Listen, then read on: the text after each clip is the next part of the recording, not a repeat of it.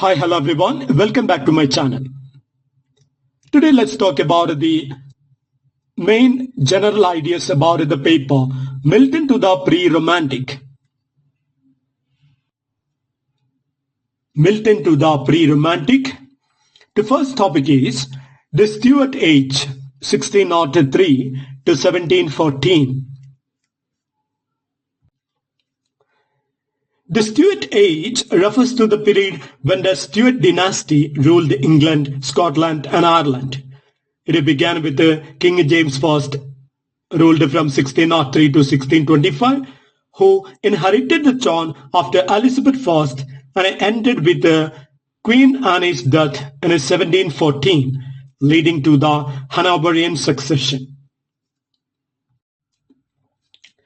This era was marked by significant political and religious conflicts, including the English Civil War, the execution of Charles I, the interregnum under Oliver Cromwell, the restoration of Charles II, and the Glorious Revolution.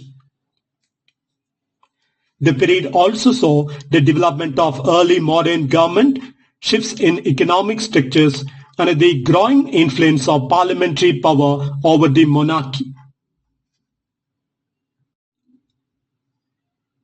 The next topic, the English Civil War, 1642 to 1651.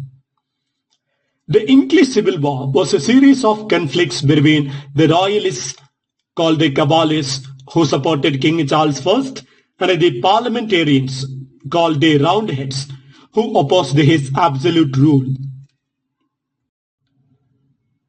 The supporters of the parliamentarians were known as the Roundheads.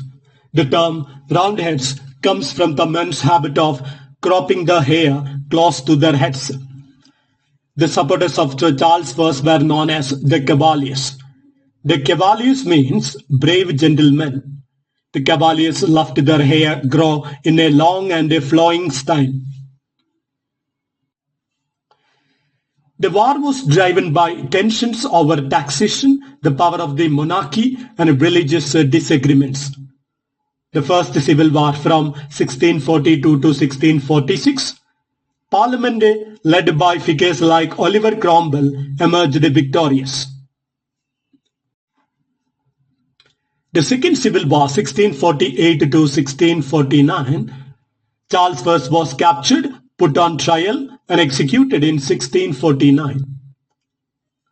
The Third Civil War, 1649 to 1651, Charles II, that is son of the executed king, attempted to regain the throne but was defeated at the Battle of Worcester.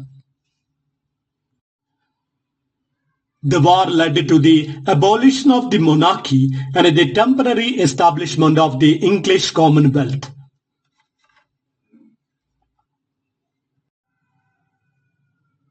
Now we will move to the next topic, the Puritan movement. The Puritan movement emerged in the late 16th and early 17th centuries as a response to what Puritans saw as the lingering Catholic influence in the Church of England.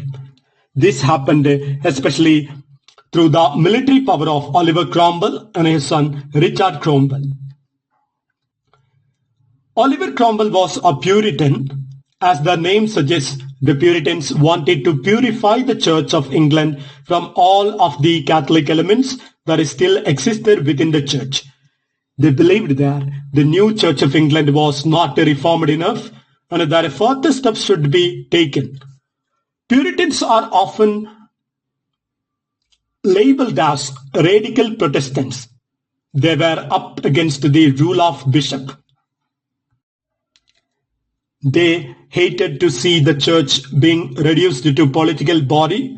Instead, they wanted church to be managed by a group of presbyters or elders.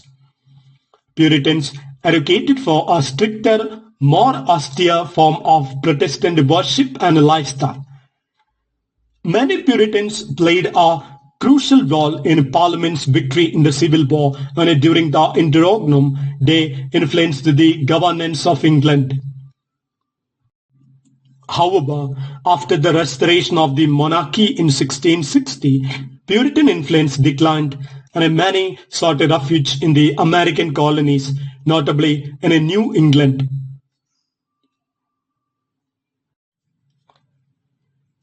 Okay, now we will move to the next topic, that is the Interregnum. The Interregnum 1649 to 1660.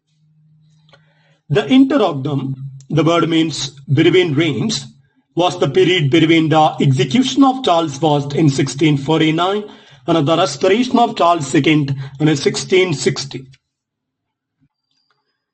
During this time, England was governed as a commonwealth under Parliament and later as a protectorate under Oliver Cromwell, who ruled from 1653 to 1658, and after him ruled his son Richard Cromwell from 1658 to 1659. The period saw the suppression of a royalist uprising, religious and legal reforms including stricter moral laws, example banning of Christmas celebrations, increased military expansion including wars with the Dutch and Spanish, growing dissatisfaction with the Puritan rule leading to the eventual restoration of the monarchy.